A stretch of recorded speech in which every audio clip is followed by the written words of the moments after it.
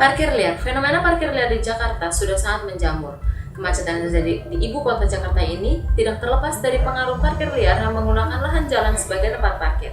Namun memang tidak dipungkiri bahwa warga Jakarta memang membutuhkan parkir liar. Investigasi kali ini kami akan mengungkap bagaimana sistem sebenarnya dari parkir liar dan apakah parkir liar memang sebuah parkir liar atau hanya milik oknum-oknum tertentu yang tidak bertanggung jawab. Kini Anda menyaksikan reportase investigasi bersama saya, Natasha Kurniawan. Sehari-hari, bagi kalian para pengendara kendaraan bermotor maupun bermobil, pasti tidak lepas dari yang namanya parkir liar. Parkir liar mungkin mempermudah orang-orang untuk memarkirkan kendaraannya. Tetapi, parkir liar kerap menjadi sumber kemacetan di jalanan. Berikut kami akan mewawancarai salah satu penjaga parkir yang diduga tidak memiliki izin secara resmi. Sebut saja namanya Jajang. Ya, kalau misalnya parkir liar di sini, Bapak punya izin nggak? Izin tidak ada, cuma SKPKI pasti. Izin ada ya. Oke, kalau izinnya itu dapat dari pemilik tempat makan atau?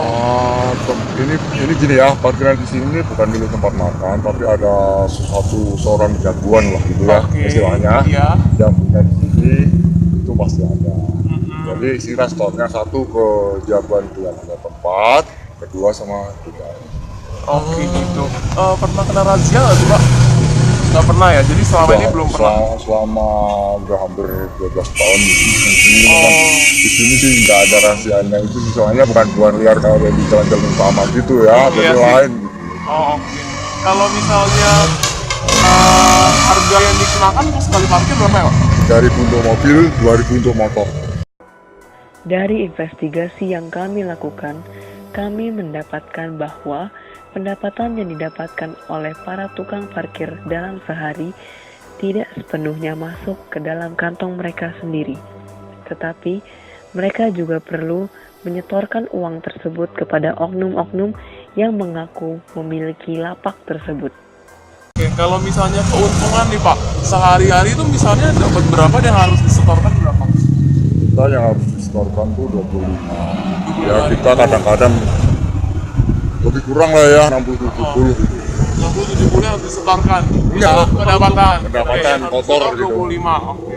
Kita paling pulang itu ya sekitar 30 itu bersih. 30 bersih. Kira-kira Pak itu dari jam berapa sampai jam berapa? Nah, di sini mainnya jam 11 sampai jam 4 sore. 4 sore. Ntar ada ganti shift lagi. Ada ganti lagi. Oh, ganti shift. Oke. Parkir liar sudah menjadi hal yang biasa bagi ibu kota kita ini. Bagi beberapa oknum, mereka menjadikan hal ini sebagai lapangan pekerjaan yang dapat menguntungkan maupun merugikan beberapa pihak. Kalau misalnya parkir di sini menimbulkan kemacetan nggak sih Pak? Kalau di sini sih jarang sih. Biasanya yang menimbulkan kemacetan cuma di Pisang itu. Soalnya Pisang itu kan keluar masuk. Kalau di sini orang makan lama sih. Paling nggak 1 jam paling minim, bisa 2 jam gitu. Ya. Kalau misalnya yang Bapak ketahui tentang parkir liar apa Pak?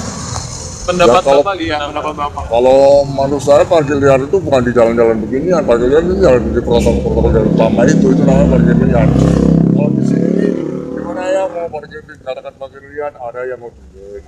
Ya, keduanya kita pun ke DKI juga store. Ya, walaupun ke DKI itu store masuk kantong sendiri kita kurang tahu ya. Soal itu ya.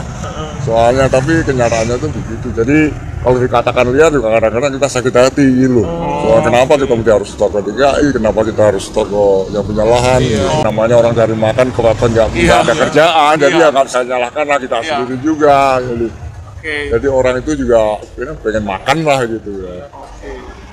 Jadi sebenarnya kalau parkir liar itu nggak apa-apa ya kalau misalnya untuk mencari makanan itu sehari-hari. Ya aturannya sih nggak apa-apa. Asalkan jangan sampai bikin kemacetan. Satu itu, kedua jangan bikin ribut. Biasanya kan kalau parkir liar seperti yang di itu KFC apa namanya Indomaret itu kan anak-anak jalanan, anak-anak itu sering bikin ribut. Kalau di sini mah nggak ada.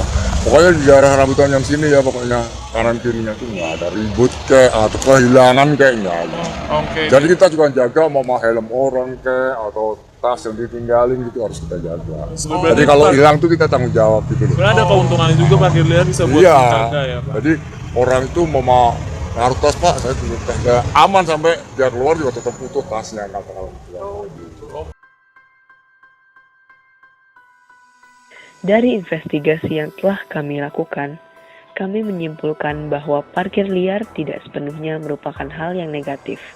Namun, ada pula sisi positifnya. Hal positif yang didapatkan berupa menguntungkan banyak pihak, termasuk bagi para tukang parkir yang menjadi lapangan pekerjaan mereka, dan juga para pengendara motor maupun mobil karena dapat parkir dengan harga yang murah dalam waktu yang lama. Namun, hal negatif yang ditimbulkan seperti kemacetan di beberapa lokasi yang berdekatan dengan tempat parkir liar tersebut. Sekian reportase investigasi kali ini. Semoga informasi-informasi yang kami berikan dapat berguna bagi Anda. Sampai jumpa di reportase investigasi selanjutnya.